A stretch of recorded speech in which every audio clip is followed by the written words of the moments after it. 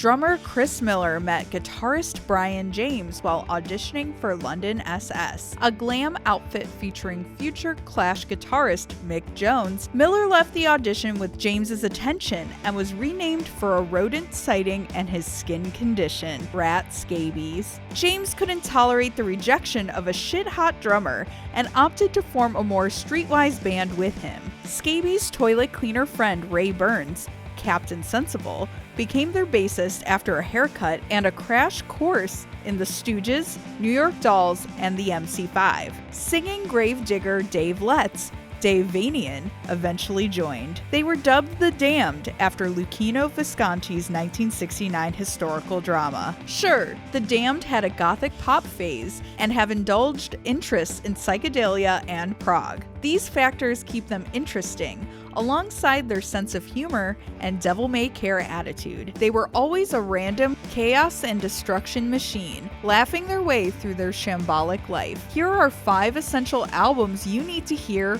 from The Damned. But before we begin, make sure to subscribe to APTV and turn on all notifications so you never miss a video. And check out the link in the description to the Spotify playlist featuring songs from these albums on this list. 5 albums that embody the Damned's punk rock magnificence. Damned, Damned, Damned, 1977. Signing with Stiff Records, they beat every other UK punk band to vinyl with their pounding debut 45, New Rose. It would be featured on February 1977's debut album, cut live to 8-track in 10 days by Nick Lowe. Damned, Damned, Damned was a crazed affair, with James's songwriting and post-Detroit guitar work shining alongside Scabies' chaotic drums. Blitzing rockers as Neat, Neat, Neat and So Messed Up are the best legal stimulant this side of espresso. Machine Gun Etiquette, 1979. To summarize the Damned's 1977.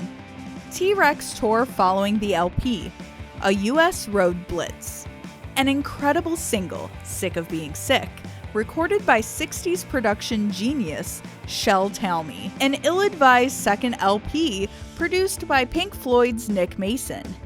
Rat Scabies' dismissal and breakup. In 1978, they reform as The Doomed with Motorhead's Lemmy on bass and Sensible on guitar, replacing Lemmy with ex-Saints bassist Algie Ward. They became The Damned again and signed with Chiswick Records. The quartet decamped to Wessex Sound Studios as the Clash cut London Calling in the Next Room. Tracks such as Love Song, the title track, and Anti-Pope are as brutal as any they've laid out, but keyboards abound alongside Sensible's Santana thrash guitar stylings. Sensible also claims many songs resulted from playing TV commercials backward. Certainly cuts such as Plan 9 Channel 7 indicate both pop sensibilities and a prog rock background, things no punk band ever admitted in those days. The Black Album, 1980. Things start getting even more interesting with this one, as keyboards start becoming predominant.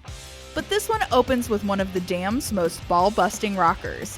Wait for the Blackout. Lively Art sounds better in its stripped-down guitar-driven version they did for the BBC upon the album's release. The Sensible-fronted Silly Kids Games could have been a 1967-era Pink Floyd outtake. Scabies' Drinking About My Baby rocks everything back into fine balls-to-the-wall fashion. In short, Etiquette's follow-up is even more schizophrenic. There's punk rock fury, hit or miss, LSD-drenched psych whimsy, Dr. Jekyll and Mr. Hyde, and even prog, Twisted Nerve. Although many love Vanian's closing 17-minute prog opera, Curtain Call, it's not for everyone. Strawberries, 1982. Like every Damned album, Strawberries begins with a blazing rocker. Ignite has some jangly moments, displaying Sensible's ever-expanding chops and innate pop sense. He goes into a wah pedal freakout midway through and finishes by hacking at his strings like he's strangling his SG.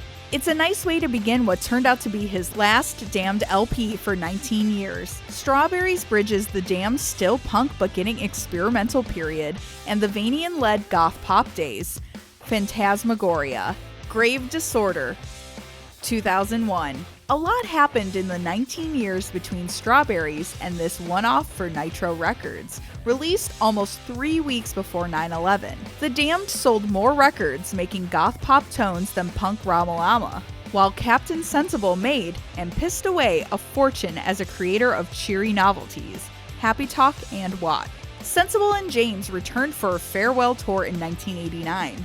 It ended even more mortifyingly than their original split. Then Vanian and Sensible quarreled so hard with Scabies over financial issues that the drummers stormed out, never to return. They had to wait for ex-English Dogs drummer Pinch to join to fill Scabies' shoes. Then they could make a record. With ex-Bags, Gun Club, Sisters of Mercy bassist Patricia Morrison in the fold, and manic keyboardist Monty Oxymoron, Vanian and Sensible truly had a cast worthy of the Damned's good name. Democracy continued the tradition of blitzkrieg rocking LP openers, while Song.com lampooned the internet over surf-tinged punk. W blasts President George W. Bush over drum machine psychedelia, whereas Thrill Kill wouldn't have been out of place on the Black Album. Add in rockers such as the near-hardcore Lookin' for Action, and you have the best Damned album in ages.